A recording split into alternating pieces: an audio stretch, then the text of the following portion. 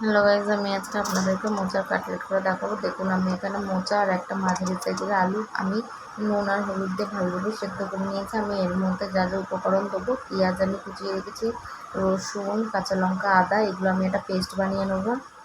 আর আমি এর মধ্যে দেবো জিরের গুঁড়ো, লঙ্কার গুঁড়ো, ধনের গুঁড়ো, হলুদের গুঁড়ো, নুন, দুটো ডিম, চিংড়ি মাছ, আর দেবো আন্দাজ মতো নুন।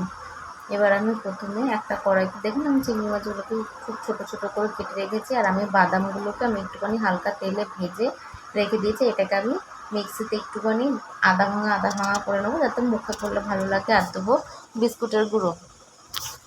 এবার আমি প্রথমে কড়াই বসিয়ে দিয়েছি। কড়াইয়ের মধ্যে আমি 3-4টে শুকনো লঙ্কা ড্রাই রোস্ট করে আমি চিলি ফ্লেক্স তৈরি করব।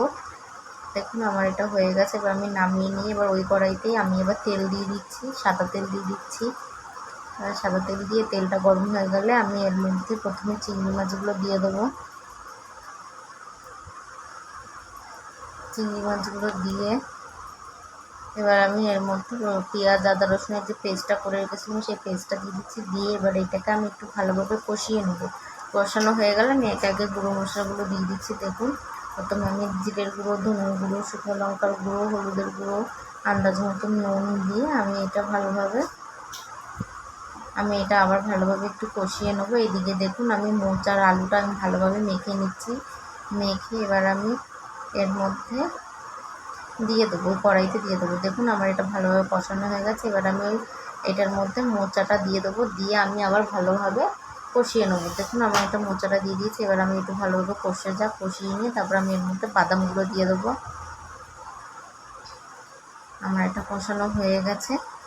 এবার আমি এর মধ্যে একে একে বাদামগুলো দিয়ে দেবো। বাদামটা যে আমি করে রেখেছি সেটা দিয়ে দিচ্ছি। দেখুন আবার আমি এটা আরেকটু ভালোভাবে নেড়ে চেড়ে ভালোভাবে মিশিয়ে আমি এর মধ্যে ওই চিলি ফ্লেক্সটা দিয়ে দিচ্ছি। এরপর আমি একটুখানি গরম মশলা গুঁড়োটা দিয়ে দিচ্ছি, দিয়ে আমি এটা নামিয়ে নিয়েছি। দেখুন আমি একটা প্লেটে এটা ভালোভাবে নামিয়ে নিয়েছি। নামিয়ে নিয়ে এটা নামিয়ে নিয়ে আমি ঠান্ডা করতে দিয়েছি। এবার আমি এর মধ্যে একটা বাটিতে একটা ডিম, একটু কর্নফ্লাওয়ার আর জল দিয়ে আমি একটা ব্যাটার তৈরি করে নিয়েছি। এবার আমি মোচার পুরটাকে আমি দেখুন কাটলেটের মতন শেপ করে আমি এবার প্রথমে ডিমের ব্যাটারের মধ্যে একটা কোটিং করে এবার আমি ব্রেড ক্রামসে দিয়ে দেবো। বিস্কুটের গুঁড়োর মধ্যে আমি একটা কোটিং করে নেবো। করে এবার আমি এটাকে কিছুক্ষণের জন্য আমি ডবল কোটিং করে রেখে দেবো। এবার আমি একটা কড়াইতে এবার তেল বসিয়ে দিয়েছি।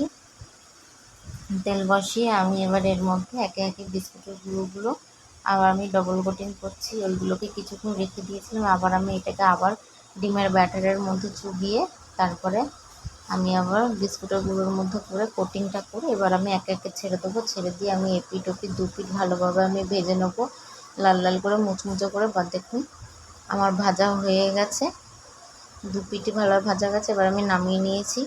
আমার ভিডিওটা আপনারা প্রথম থেকে শেষ অবধি দেখবেন, একদম স্কিপ করবেন না। আর যদি ভিডিওটা ভালো লেগে থাকে অবশ্যই লাইক, কমেন্ট, শেয়ার করে দেবেন। কমেন্ট করতে ভুলবেন না, আর একটা সাবস্ক্রাইব অবশ্যই করে দেবেন।